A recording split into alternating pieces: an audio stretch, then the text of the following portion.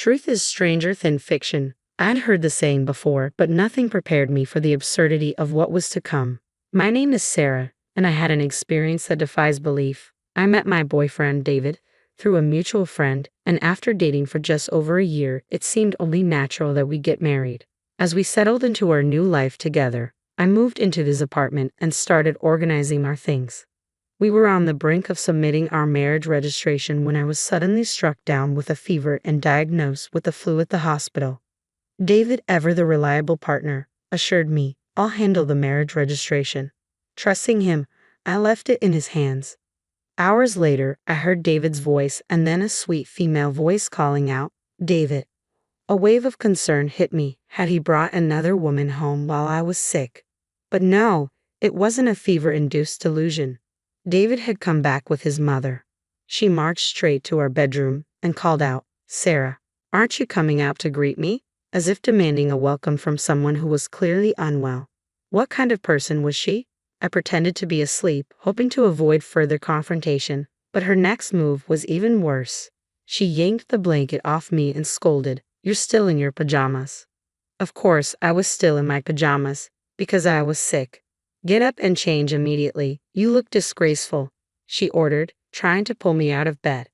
"Please leave me alone. I have the flu and it's contagious," I pleaded, my voice a mix of frustration and panic. Where was David during all this? From the living room, I could hear the loud sound of the TV and his laughter echoing along with a comedy show. "David, your mother is practically attacking your wife.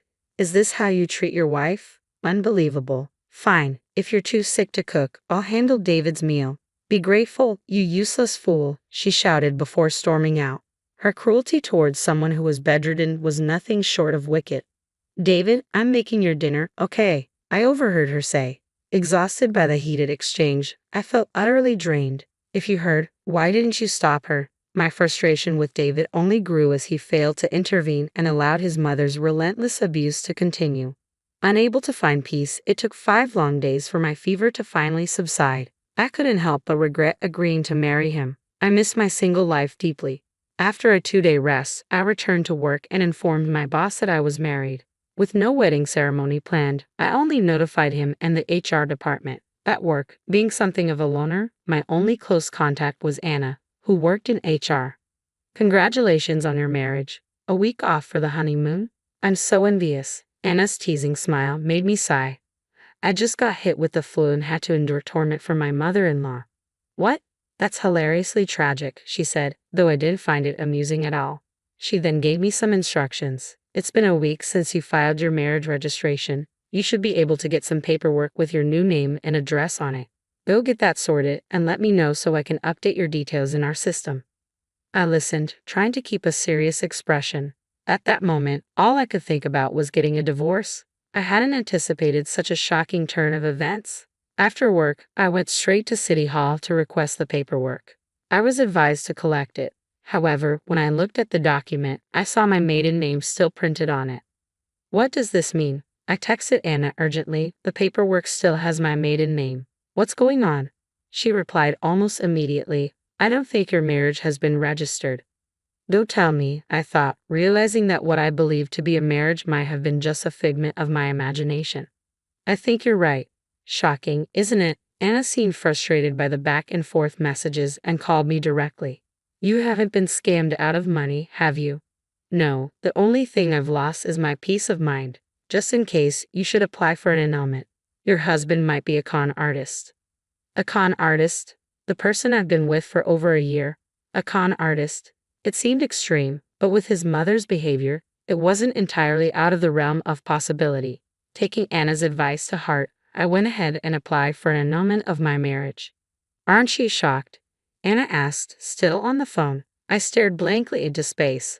Logically, being betrayed by your partner should be shocking, but after enduring David's mother's bullying while I was sick and seeing David act like a mama's boy, I'd surprisingly realized that I no longer loved him. The treatment I received from his mother made it clear that staying in that situation wouldn't be good for me. "If you're okay, that's good to hear. But what about your boyfriend? What was going on with him?" I, too, was curious about his intentions. There had to be more to it, something that would be exposed as soon as the marriage registration was checked, just like it was today. David is 27 and has a decent job. He must have known his deception would come to light quickly. Maybe there was more to this.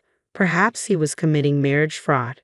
Maybe he was testing me. If I couldn't figure it out, it would make me a perfect target for scammers. I was deeply offended to be treated like such a fool. I couldn't forgive David for what he'd done. Fueled by anger, I made a decision. I boasted to Anna about my plan, but what I actually managed to do was quite mundane. I recorded conversations and watched the footage of David and his mother. It felt as though I was the one committing a crime. After about 3 days of this, all I had captured was more of his mother's bullying and the usual conversations between the mama's boy and his mother.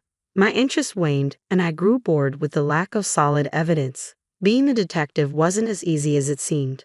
Little did I know, an unexpected turn of events was about to unfold later that very day. At dinner, as I choked down his mother's bland beef stew and endured her usual verbal attacks, I must have looked emotionally drained. Seeing my defeated state, his mother smirked with satisfaction and let out a chuckle. "You've seemed unhappy ever since you got married, Sarah. But it's because you're not fulfilling your duties as a wife, so I'm here to teach you. You should be grateful for that." I could barely muster the energy to respond. What kind of answer was that? What a terrible woman David's mother was. It was fortunate, in a way, that she wasn't my mother-in-law. Wait, did she know I wasn't actually married to David? Was she bullying me despite knowing I wasn't her daughter-in-law? "Mom, oops, I let it slip. My bad," she said, fake coughing and casting a sidelong glance at me. "Let me explain. David and I had a plan for our happiness." What? This was an unexpected twist. I had assumed David was acting alone, but it turned out his mother was involved in the deception as well. Did they realize I was investigating? What did she mean by our happiness? Intrigued by this dramatic development, I listened closely. "You seem to be in the dark, so let me clarify. Your marriage registration was never filed. This means you and David are still just strangers." Yes, I knew that. It was my decision to go along with it, though I felt guilty. I did it because Mom instructed me.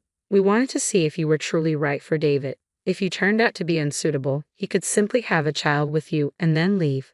This way, we wouldn't sully our family records. They wanted a child, not my money. What exactly are you saying? The reason we didn't file your marriage registration was that we were testing you to determine if you'd make a good wife. What was that? Could any novel have such a dull plot? All my efforts over the past 3 days had amounted to nothing. Feeling defeated, I headed to our bedroom, where I had already packed my bags in case I needed to make a quick escape if my eavesdropping was discovered.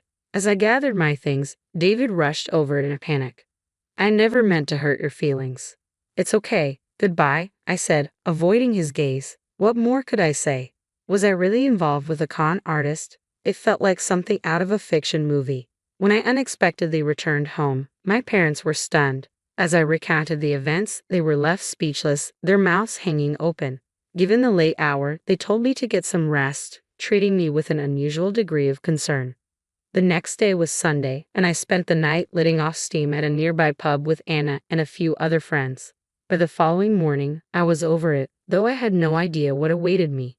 That Monday night, the doorbell rang at my parents' house, and my father's angry voice boomed through the house. "Get out." I rushed downstairs to find David standing at the entrance with his mother looming behind him. "Sarah, you need to listen to me," David pleaded, pushing past my father. "Why should I? Everything was fine when we were dating, wasn't it?" "Just hear me out," David began. Apparently, word had spread about how he treated me, thanks to a mutual friend.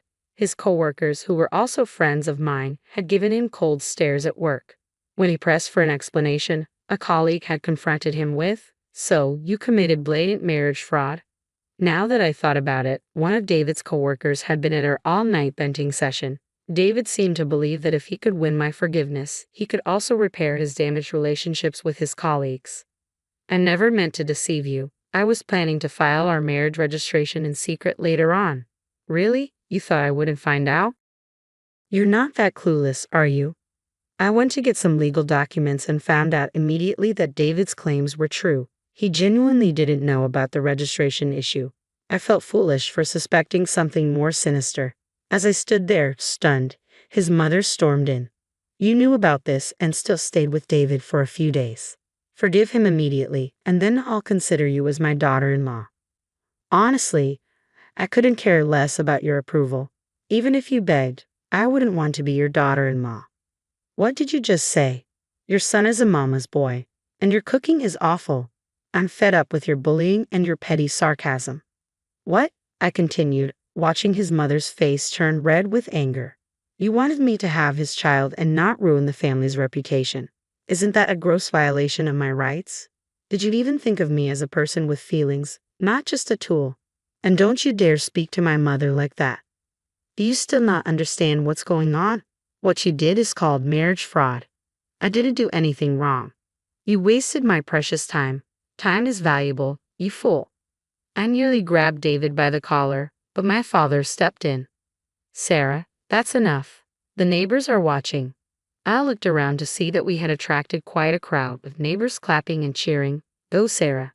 Meanwhile, those who knew David and his mother were whispering and spreading rumors. I glared at the now pale David and his mother and threatened them. Don't ever come near here again. If I see either of you around my house, I'll call the police. As an afterthought, I added, David, I've recorded conversations of your mother bullying me. I'll be seeking compensation, so expect a call from my lawyer. I said this with a triumphant smile. After that, David's situation only worsened. He was ostracized and removed from team projects, relegated to a mundane role in the document management department, essentially a notice of redundancy. My gossip-loving mother filled me in on what happened to David's mother. During our confrontation at my parents' house, someone she knew was present, and soon they became infamous in the neighborhood as the Foster mother and son. They now lived a constrained life, constantly trying to avoid being seen. It was all a consequence of their own foolishness. I couldn't help but feel a sense of satisfaction at how things turned out for David and his mother.